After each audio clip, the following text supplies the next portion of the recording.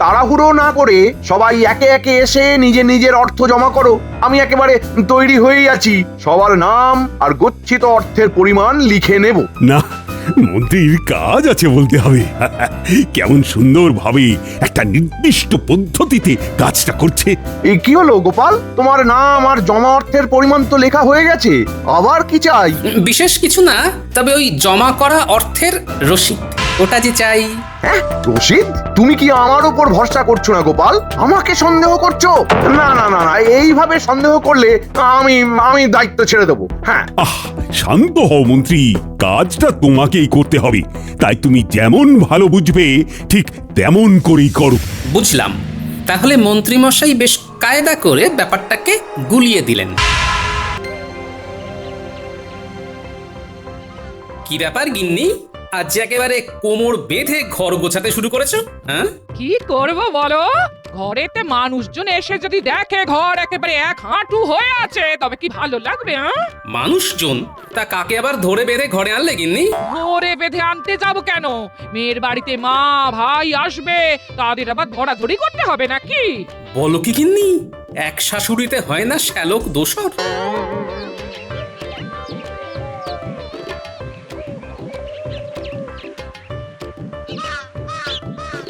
ও মা গো, যা মুখে আসছে তাই বলে যাচ্ছে। এ তুমি কার হাতে আমায় তুলে দিলে গো মা? ওমা, এ কি কাণ্ড! ডাকতে না ডাকতেই তুমি এসে গেছো মা। একেই বলে নারীর টান। ও প্রাণটা যেন এবারে একটু জোর হলো। আহ, মোক্ষম সময় আবির্ভাব ঘটেছে বটে দুই অবতারের। এ বলে আমায় দেখ, তো ও বলে আমায়। তুমি কি আমাকে কিছু বললে বাবা গোপাল? না না, তেমন কিছু না, বলছিলাম ওই সবই আমার কপাল। সে তুমি যাই বলো, আমি আমি আমার মেয়ের কপাল পুড়তে দেব না। ভেবেছিলাম 2 দিন থেকে চলে যাব, কিন্তু এখন তো দেখছি দিনের পর দিন আমাকে এখানে থাকতে হবে।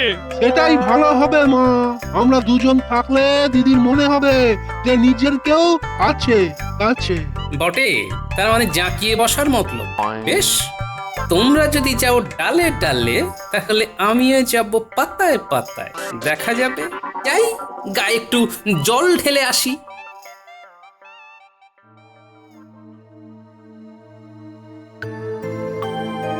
এইটাই তো আমি চাইছিলাম। এইবার তাহলে তোকে একা একা দুটো কাজের কথা বলতে পারবো আমি। ওই ভালো করে দিদির কানে পুষ্পন্তরটা দিয়ে দাও তো দেখি, যাতে জামাই বাবু আর ওই ক্যাফু না করতে পারে। মন্তর? সে আবার কি কিসের মন্তর? না না না না, তাতে আবার ওর কোনো ক্ষতি হবে না তো। দূর বোকা, জামাইয়ের ক্ষতি কি আমি চাইবো? তবে তোকেও তো নিজের ব্যাপারটা একটু বুঝে নিতে হবে নাকি? জামাই বাবু হলো মহারাজের খাস লোক, কিন্তু থাকে মাটির বাড়িতে। ছি ছি ছি ছি ছি ছি ছি ছি। নিজের জন্য এখন থেকে গুছিয়ে না রাখলে পরে আরো ভুগতে হবে। তাই যেমন বলছি তেমনটা কর।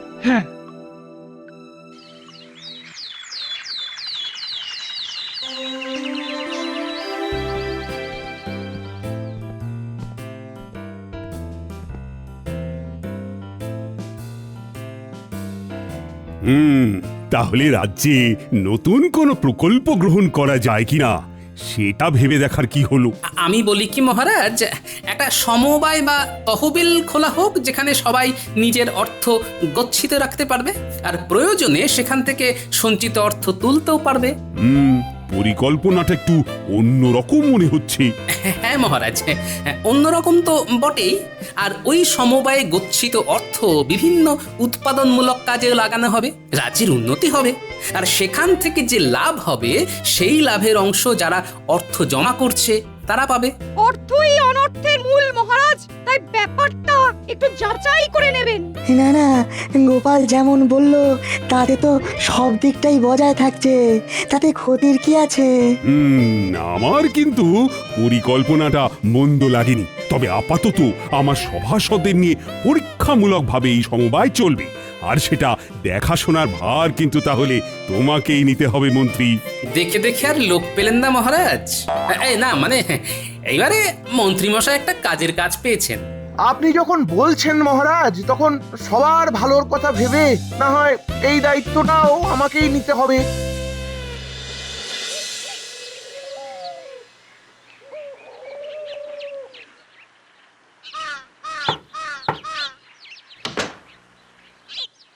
কি গো, তুমি সেই খালি হাতে ফিরে এলে? কেন গিন্নি, হাত ভরে ফেরার কথা ছিল বুঝি? ও মা, সেটাও বেমালুম ভুলে গেছো। ফর্দ করে দিলাম, তবু বাজার থেকে মালপত্র নিয়ে আসোনি। এই রে, বেমালুম ভুলে গেছি। এই নাকি তুমি মহারাজের মন্ত্রী, একটা দায়িত্ব তো ঠিক মতো পালন করতে পারো না।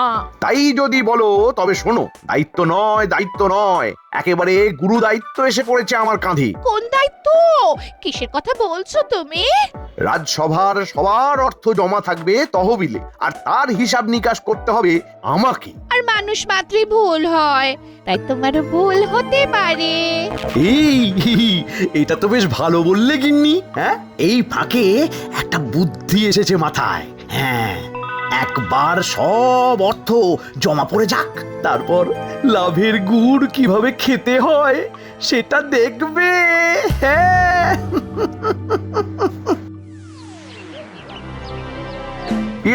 তাড়াহুড়ো না করে সবাই একে একে এসে নিজের নিজের অর্থ জমা করো। আমি একেবারে তৈরি হয়েই আছি, সবার নাম আর গচ্ছিত অর্থের পরিমাণ লিখে নেব। না, মন্ত্রীর কাজ আছে বলতে হবে। কেমন সুন্দরভাবে একটা নির্দিষ্ট পদ্ধতিতে কাজটা করছে। কি হলো গোপাল, তোমার নাম আর জমা অর্থের পরিমাণ তো লেখা হয়ে গেছে, আবার কি চাই? বিশেষ কিছু না, তবে ওই জমা করা অর্থের রসিদ, ওটা যে চাই। হ্যাঁ, রশিদ? তুমি কি আমার উপর ভরসা করছো না গোপাল? আমাকে সন্দেহ করছো? না না না না, এইভাবে সন্দেহ করলে আমি দায়িত্ব ছেড়ে দেবো। হ্যাঁ, শান্ত হও মন্ত্রী, কাজটা তোমাকেই করতে হবে, তাই তুমি যেমন ভালো বুঝবে ঠিক তেমন করেই করো। বুঝলাম। তাহলে মন্ত্রীমশাই বেশ কায়দা করে ব্যাপারটাকে গুলিয়ে দিলেন। ঝামেলা বেড়ে গেল। ভালো রে ভালো। কিসের কি ভালো হলো যার জন্য অমন গজ গজ করছো? সে আর তুমি কি বুঝবে? চোরের হাত থেকে বাঁচাতে ডাকাতের হাতে মোহর দিয়ে এলাম। যাক, এবার না হয় মন্ত্রীমশাই লুটে পুটে খাক। তুমি আমাকে চোর বললে? হ্যাঁ, এইটা তুমি কি বললে? বাবা গোপাল, আমার মেয়েকে চোর বলা মানে আমাকে চোর বলা, আমার গোটা বংশকে চোর বলা। ও তাই ভাবি, আমার খালি খালি ওই চুরি করতে ইচ্ছা করে কেন? দেখছো না আমার কোনো দোষ নেই, সব দোষ কিন্তু এই জামাই বাবুর। হ্যাঁ, তিলকে তাল করার কায়দাটা তো ভালোই ধরেছেন। তা এতই যদি ছ্যাঁকা লাগছে, তখন এখান থেকে পাত্তারি গুটিয়ে সরে পড়লেই তো পারেন। ও মাগো, হ্যাঁ আমাদের কিনা ছেড়ে ছুড়ে চলে যেতে বলছে গো। বলছি তো, বলি মেঘে মেঘে বেলা তো নেহাত কম হলো না, এবার কাম ধান্দা কিছু করো, না হলে সরে পড়ো। কিন্তু বললেই তো হবে না, এসে যখন পড়েছি তখন সহজে যাচ্ছি না, এইটে তুমি কান খুলে শুনে রাখো। হ্যাঁ, ঠিক আছে ঠিক আছে, আমিও কিছু করে দেখাবো, তবু এখান থেকে নড়বো না। হ্যাঁ, খুব খুব বলা আমাকে, তাই না? না, এবার বোঝো ঠেলা। খাল কাটা ছিল আর কুমির এসে গেছে, খেলা তো সামলাতেই হবে গিন্নি। বলে তো দিলি কিছু করবি, তা এই করবিটা কি? কেন শুনলে না? জামাই বাবু মন্ত্রী মশাইয়ের উপর চটে আছে, তার মানে হলো গিয়ে জামাই বাবু যদি বুনোল হয় তাহলে মন্ত্রী মশাই কি বাগা তেঁতুল। আমি চললাম মন্ত্রী মশাইয়ের কাছে, ওখানে নিশ্চয়ই কিছু কাজ আছে। এত বুদ্ধি কোথায় রাখিস বাবা? হ্যাঁ, যা যা, আর দেরি করিস না, আর তুই কিচ্ছু ভাবিস না, আমরা যেমন যেমন বলছি তেমন তেমন করে যা। হ্যাঁ, এই তো এসে গেছো। আমি তো তোমাদের জন্যই অপেক্ষা করছিলাম। সেই জন্যই তো একেবারে যথা সময়ে চলে এলাম। ও, এসে যেন একেবারে উদ্ধার করে দিয়েছো মহারাজকে। এইসব কথা এখন থাক মন্ত্রী, তার চেয়ে ভেবে বলো দেখি, সভাসদদের জমানো অর্থ দিয়ে কি করা যায় এখন? সে তো আমার ভাবা হয়ে গেছে মহারাজ। ভেবে ফেলেছো? তাহলে বলো দেখি। আগে পুষ্করিণী, মানে গচ্ছিত অর্থ দিয়ে পুষ্করিণীর সংস্কার করা হোক। তারপর তাতে মাছ চাষ করা হোক মহারাজ, আর সেই মাছ বিক্রি করে লাভের অর্থ রাজকোষে জমা হবে। হ্যাঁ, পরিকল্পনাটা মন্দ নয়, তবে তাই হবে। সব পরিকল্পনাই জলে যাবে। আমি খুব তাড়াতাড়ি কাজ শুরু করে দেবো মহারাজ, আপনি কিচ্ছু ভাববেন না মহারাজ। বলছিলাম কি, এখনই এত তাড়াহুড়ো না করে আরো কিছুদিন দেখে নিলে হতো না যে প্রতি সপ্তাহে বা মাসে কি পরিমাণ অর্থ জমা পড়ছে? শোনো, মাছের তেলেই মাছ ভাজতে হবে, ওই মাছ চাষেই আয় হবে। 1 মাস পরে হিসেব দেব, তখন দেখে নেবে, কেমন? তবে তাই হবে।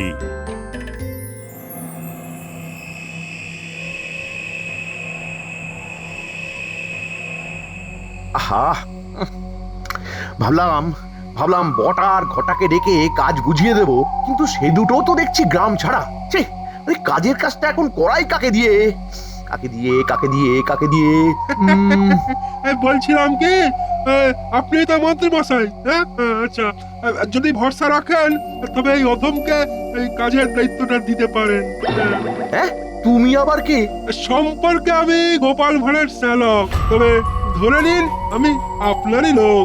বটে, তবে তুমি ধরতে বললেই আমাকে ধরে নিতে হবে? হ্যাঁ, আরে বাবা, কথাতেই তো আছে শত্রু শত্রু বন্ধু সমান, বাকিটা আপনি যেমন ভালো বুঝবেন আর কি। বাবা, খোঁজ খবর তো ভালোই নেওয়া হয়েছে দেখছি। আর এদিকে জামাই বাবুর সাথেও তেমন বনি বনা নেই না? হ্যাঁ, আমার তো এমন লোকই চাই, এমন লোকই। দেখুন তাহলে একবার আমায় বাজিয়ে দেখবেন কি না। শোনো বাপু, মহারাজের পুষ্করিণী সংস্কার করে সেখানে মাছ চাষ করতে হবে, আর তার জন্য অগ্রিম অর্থ দেব তোমায়। তবে এখানেই শেষ নয়, চুপি চুপি আরো কিছু কথা শুনে নাও, কিভাবে কি করতে হবে। এসো।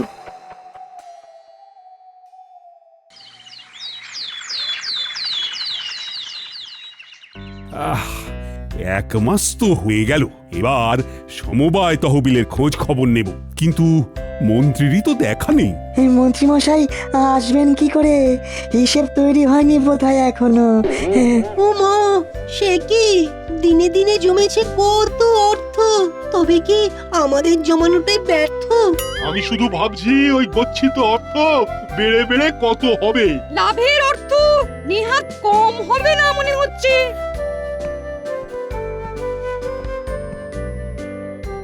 এই যে আজ আসতে একটু দেরি হয়ে গেল মহারাজ। সে তো দেখতেই পাচ্ছি, কিন্তু কারণটা কি? আগে মহারাজ, পরের অর্থ গচ্ছিত আছে কিনা আমার কাছে, তাই চিন্তায় রাতের ঘুম উড়ে গেছে, আর তাই শরীরে জুত নেই। সে না হয় হলো মন্ত্রী মশাই, তবে গচ্ছিত অর্থ কিভাবে ব্যবহার করেছেন তার তো হিসেব নেই। সেই হিসেবের জন্য তোমারও কি রাতে ঘুম নেই গোপাল? আহা, আরে হিসেবটা দিয়ে দিলেই তো মিটে যায়। আমি তো তৈরি হয়েই এসেছি মহারাজ। এখান থেকে মাইল খানেক দূরে ওই উত্তর পূর্ব কোণে আপনার যে পুষ্করিণী আছে, সেখানেই মাছ চাষ করিয়েছিলাম, আর তার দেখাশোনার জন্য যাকে রেখেছিলাম তাকেই ডেকে পাঠিয়েছি। তার মুখেই না হয় শুনবেন মহারাজ। প্রণাম মহারাজ, প্রণাম। হ্যাঁ, মনে হচ্ছে মন্ত্রী মশাইয়ের বেশ ভরসার লোক তুমি। গোপালের মুখ বন্ধ করার মোক্ষম সুযোগ পেয়েছি, এবার এটাকে কাজে লাগাতে হবে। কি হলো মন্ত্রী, কিছু বলছো মনে হচ্ছে? আগে মহারাজ, সম্পর্কে ছেলেটি গোপালের শ্যালক, তাই ওকে নিয়ে ঠকবার ভয় নেই, আর কথার সাথে সাথে কাজেও বেশ চটপটে হবে বলে ওকেই দায়িত্ব দিয়েছিলাম। হ্যাঁ, বলো কি, তাই নাকি? তা কেমন কি দায়িত্ব সামলেছো শুনি? মহারাজ, যে অর্থ আমাকে দিয়েছিলেন মন্ত্রী মশাই, তা দিয়ে ছোট মাছ কিনে ওই পুষ্করিণীতে ছেড়েছিলাম, কিন্তু মাছগুলো চুরি হয়ে গেছে মহারাজ। এমন একটা যে কিছু হবে সেটাই আন্দাজ করছিলাম। হ্যাঁ, তাহলে এখন উপায়? আবার মাছের চারা কিনতে হবে, আর তাদের ওই ঝটপট বড় করার জন্য ভালো খাদ্য দিতে হবে। তার মানে আমাদের যা গচ্ছিত অর্থ সব মাছের সাথেই চুরি হয়ে গেছে। কপালং লিখন্তি কে খণ্ডাতং পারিং। তাহলে মহারাজ, বাকি যতটুকু অর্থ আছে তাই দিয়েই না হয় আরো একবার চেষ্টা করে দেখা যাক, যদি লাভের মুখ দেখা যায় এবার। তাছাড়ার উপায় কি? আর গোপালের শ্যালক বলছে যখন, তখন তাকেই বাকি করে অবিশ্বাস করি। বুঝতে পারছি, এটা মন্ত্রী মশাইয়েরই ফন্দি। আর ওই হরিদাস পাল তাল বুঝে আমাকে নাকাল করার মতলব করছে, তাই জাল আমাকেই গোটাতে হবে।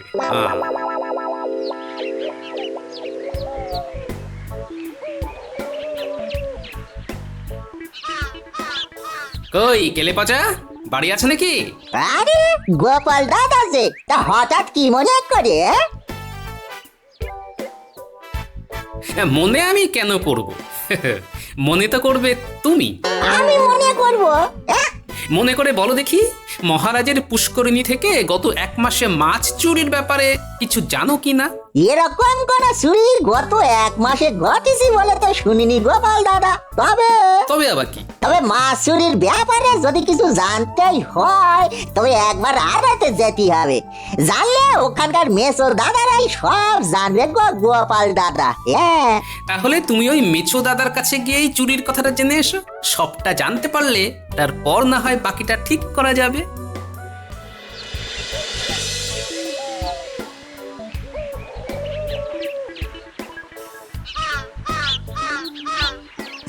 মাছের বাজারে তো ফাঁকা ফাঁকা লাগতেছে, কেমন আমদানি নেই বুঝি? থাকলে কি আর এইভাবে মাছির তাড়াই? হ্যাঁ, বাজার বড্ড মন্দা চলছে ভাই। কাছাকাছি নদী পুকুর থেকে মাছ তুলে আনলে তো সমস্যা মিটে যায়। সেই রকম বড় দাও তো মারতে পারছি না। তার মানে যা ভেবেছিলাম তাই। মহারাজের পুষ্করণী থেকে মাছ চুরি হলে এখানে খবর হয়ে যেত, তেমন কিছুই হয়নি কদিনে গো। আর হয়নি মানে যে হবেও না, সে কথা তোমাকে কে বললো ভাই? ও মা, মেসো দাদার যে, আমি তো তোমার এই খুঁজতেছিলাম। বলে পুকুর ভর্তি মাছ ধরার কোনো বরাদ পেয়েছ নাকি? তোমার কথাবার্তা শুনে তো তেমনই মনে হলো। তাহলে শোনো, আজ রাতেই যাচ্ছে পুকুর ফাঁকা করতে। কথাবার্তা একেবারে পাকা করে গেছে একজন এসে। ব্যাস ব্যাস, ভারীও বেশের যে এটুকু বলিস তাতেই কাজ হয়ে যাবে। কি হে, ওদিকের কি খবর? সব ব্যবস্থা পাকা তো? সে আপনি কিচ্ছুটি ভাববেন না মন্ত্রী মশাই, কিচ্ছুটি ভাববেন না। আগের বার তো মাছ চুরি হয়নি, সেটা তো মিথ্যে গল্প ফেঁদেছিলাম। চুরি তো হবে এইবার। সে তো জানি, সবটাই মোহর সরানোর তাল। কিন্তু এবার যে সত্যি সত্যি চুরি হবে, সেই মাছ যাবে কোথায়? কেন আড়তে? সেখানে তো কথা বলা হয়ে গেছে। আমার নাম জড়ায়নি তো কোনোভাবে? আরে খেয়ে পেয়েছেন মন্ত্রী মশাই? হ্যাঁ, আমি এরকম কাঁচা কাজ করব? হ্যাঁ, আপনি ভাবলেন কি করে? তবে সব দিক দেখে শুনে কাজটা গুটিয়ে ফেলো। আজ রাতেই পুকুর একেবারে ফাঁকা হয়ে যাবে। হ্যাঁ,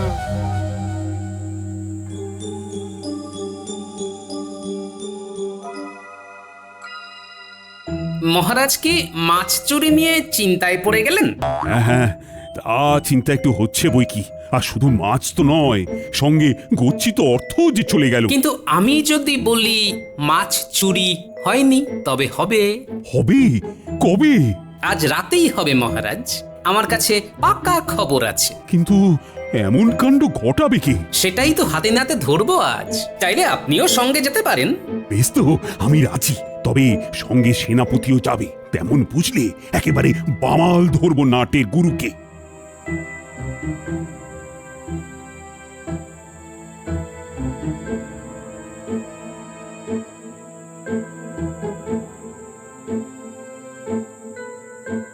শোনো, রাতের মধ্যেই যা গোটানোর গুটিয়ে ফেলতে হবে। হ্যাঁ, সে আমরা ঠিক গুটিয়ে নেব। মাছ তো সব জালে পড়ার জন্য একেবারে টিরিং বিরিং করছে। কাজ ঠিক করে না হলে যে মন্ত্রী মশাইয়ের মুখ পুড়বে। এই যে দেখুন মহারাজ, যার উপরে ভরসা করেছিলেন সেই দাঁড়িয়ে থেকে ভরসা করার মতলব করেছে। তাই তো দেখছি। শুধু দেখলে হবে না, দেখাও দিতে হবে। আসুন আমরা বরং গরুর গাড়ির কাছে গিয়েই অপেক্ষা করি। হ্যাঁ হ্যাঁ, তারপর খপ করে ধরি।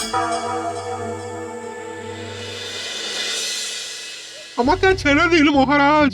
আমি আমি সত্যি সত্যি কিচ্ছুটি জানি না, সত্যি বলছি। সে বললে তো শুনবো না। আমি যে নিজের চোখে সব দেখেছি। এবার কোথায় পালাবে চাঁদ? তোমার ফাঁদ পাতা ভুবনে যে তুমিই ধরা পড়ে গেছো। এবার ঘটিও যাবে আর বাটিও যাবে। হতচ্ছাড়াটা আমার নাম না বললেই রক্ষে, না হলে যে কেলেঙ্কারি হয়ে যাবে। ও, তার মানে তুমি তহবিল তছরূপের মূল পান্ডা। না না না না না না, এর শাস্তি তো তোমাকে পেতেই হবে। শাস্তি যদি দিতেই হয় মহারাজ, তবে মন্ত্রী মশাইকে দিন। আমার ছেলে কোনো দোষ করেনি। আমার ছেলে মানুষ চিনতে ভুল করেছে। সব দোষ ওই মন্ত্রী মশাইয়ের। হ্যাঁ, আহ, ছেলের সাক্ষী মাও এসে হাজির। কিন্তু এখন কি আর শাক দিয়ে মাছ ঢাকা যাবে? এই মরেছে, কান টানতে যে মাথা এসে হাজির। এসব কি হচ্ছে কিছুই তো বুঝতে পারছি না। আমি বুঝিয়ে বলছি মহারাজ। আমার জামাই ওই বই করে বলেছিল আমার ছেলেকে যে মন্ত্রী মশাইয়ের ফাঁদে না পড়তে। তবু আমার ছেলে তো খুব সরল, সে মন্ত্রী মশাইয়ের পাল্লায় পড়েই গোলায় গেল একেবারে। হ্যাঁ হ্যাঁ, ওই মন্ত্রী মশাই যেমন বলেছিলেন আমি তো ঠিক তেমনই করেছি মহারাজ। তাহলে এই সব আসলে তোমার পরিকল্পনা মন্ত্রী?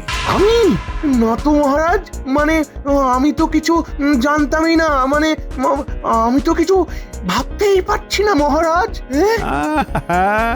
এখন ভাজা মাছটি উল্টে খেতে জানি না বললে তো চলবে না। পরিষ্কার বোঝা যাচ্ছে সমবায়ের অর্থ তছরূপ করতে তুমি উস্কেছ গোপালের শ্যালককে। না হলে সে এত সাহস পায় কি করে? মনে হচ্ছে শাশুড়ি মায়ের কুঁচির কাজে গিন্নির ভাই পার পেয়ে যাবে এ যাত্রায়। তাই মন্ত্রী, তোমাকে সবার গচ্ছিত অর্থ তো ফেরত দিতেই হবে, সঙ্গে সুদও দিতে হবে নিজের ট্যাঁক থেকে। মহারাজ মহারাজ মহারাজ মহারাজ, এবারের মতো ছেড়ে দিন মহারাজ, এমন কাজ আর হবে না। সব বলে আর পার পাবে না। যা হলো ভালোই হলো, তবে আমার যে তেমন সুবিধে কিছু হলো না। মায়ে ছেলেতে যে খুঁটি গেড়ে বসে গেল, ওঠানো গেল না।